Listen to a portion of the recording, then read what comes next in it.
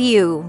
After 6 long years of renovating our 7-bedroom Georgian Manor house in the UK from top to bottom, we finally finished. We had some fun, had plenty of tears, taught ourselves many new skills, and even discovered a room we didn't know was there in the house. It's now time for us to seek new adventures elsewhere.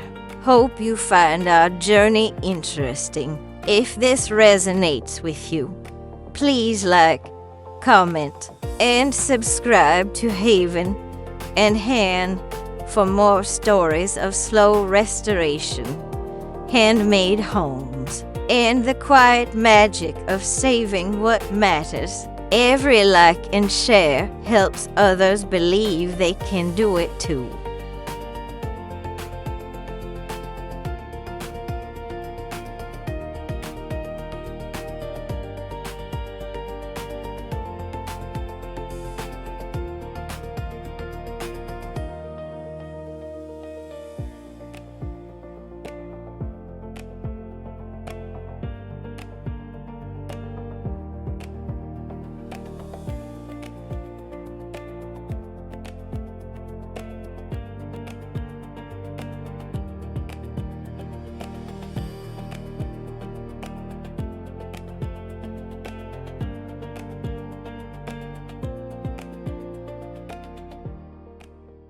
I see many posts where people are looking for farmland, but it's way too expensive. I found my land at the county tax auction. In Michigan, you get a deed, and there is no redemption period for the prior owner. I was able to buy 16 acres for $5,180. Former owner was a developer who wanted to put in a subdivision, but was denied, so he walked away from the property update. I looked at my deed, and with county fees, it was $5,600 in total. In Michigan, tax land is sold at the minimum bid for past owed taxes to the highest bidder, i.e. public auction. If it does not sell at the first auction, it goes to a second auction where the minimum bid starts at $100. Michigan did away with their redemption period after the tax sale a few years back. Again, this is Michigan. I cleared 9 acres for planting over a 3-year period. I recently purchased 6 acres off the neighbor and legally combined it with my land. Good deals are out there. Don't rule out tax sales for unpaid property taxes. Please know that every jurisdiction in every state forecloses on properties because people don't pay their taxes. Each one also has a way of disposing of their properties, usually through an auction. It varies state to state. You will read many comments to this post where others have done this. It's encouraging. You will also see where links are for various states' website dealing with this issue. You just have to find yours and figure out the system. Read the comments. Don't confuse this with mortgage foreclosures, which do have a 30, 180, or 365-day redemption period. Also, just take a drive in the country, and if you find property that looks overgrown or abandoned, go to the local assessor and see who owns it and contact them. Many of these neglected places are unwanted properties or someone inherited it and is waiting for the right person to come along and buy it. You must do your own legwork and research. Most of the information is located within your county or local municipality buildings. Most of it's online, and most public places, like the Assessor and Register of Deeds, have a public computer. And there are many owners who want to help others get a home and may be excited for you to own the property. I once purchased a $175,000 commercial building from an extremely wealthy person with little money down LC just because they took an interest in my vision for the property and wanted to help someone because someone once helped them. All I did was find the owner of the abandoned building, wrote them a letter in Florida, and they called me in Michigan. I can tell you this, no one will knock on your door and offer their property to you. You have to go out and find the deal, be creative, and be prepared to investigate 100 properties to get one that's willing to deal with you. I have bought many properties by reaching out to the owner to see if they want to sell. They are always distressed properties. You have to get out and find them. In addition, don't rule out mortgage foreclosures. Every county has a printed publication that lists potential foreclosures. You need to do your research on these. There is a redemption period. Find someone that does it and ask questions or do online research. Merely attend a mortgage auction just to learn. These are more complicated, and you are often dealing with a potential angry homeowner, although most are vacant.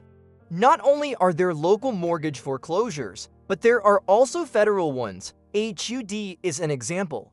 The federal government backs loans for military, low income, and others, and they have to foreclose on them, unfortunately. Auctions are another way to find real estate. I don't find the best deals, but I see some great properties being auctioned by landowners. One last thing, if I may, your next purchase may not be your dream house or your off-the-grid place.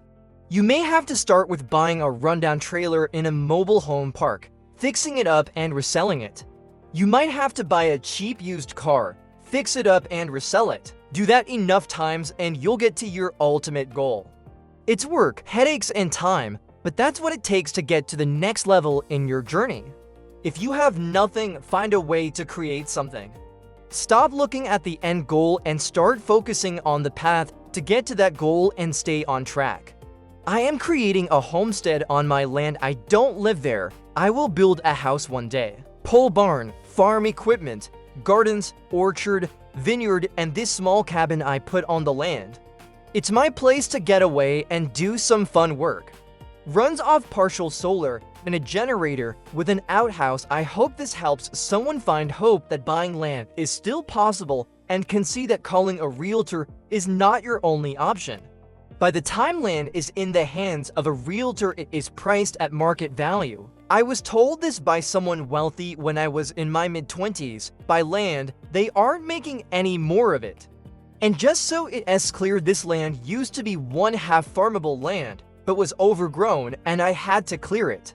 That took me 3 years of cutting down trees and pulling out stumps.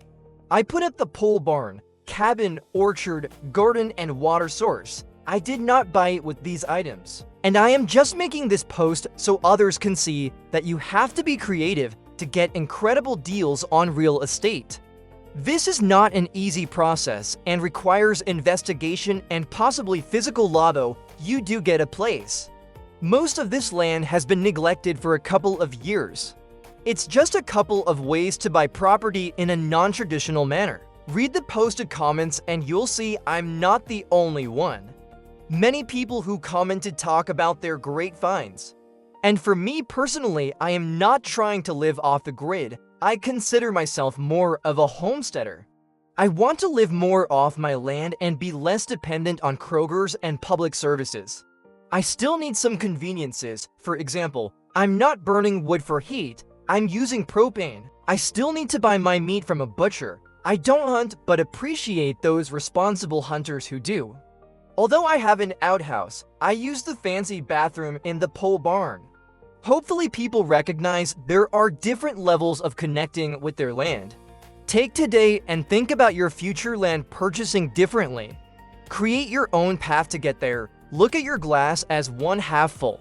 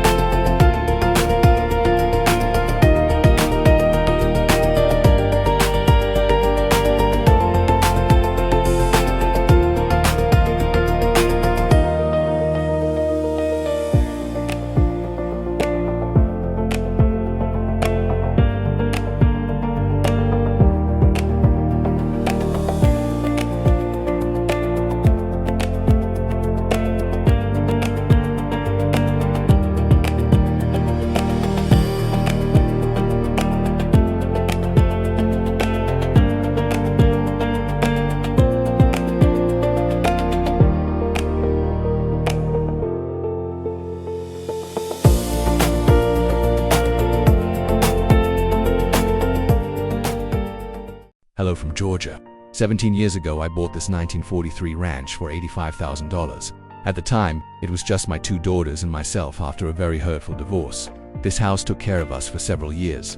I have since remarried and we raised my daughters here for a while, and then used this house as a rental and moved into a larger home. When my youngest daughter went off to college, we decided the big house was not for us anymore, and we totally remodeled our 1943 ranch. The flat roof on the original was giving us several problems, so we gave it a pitched roof and a porch.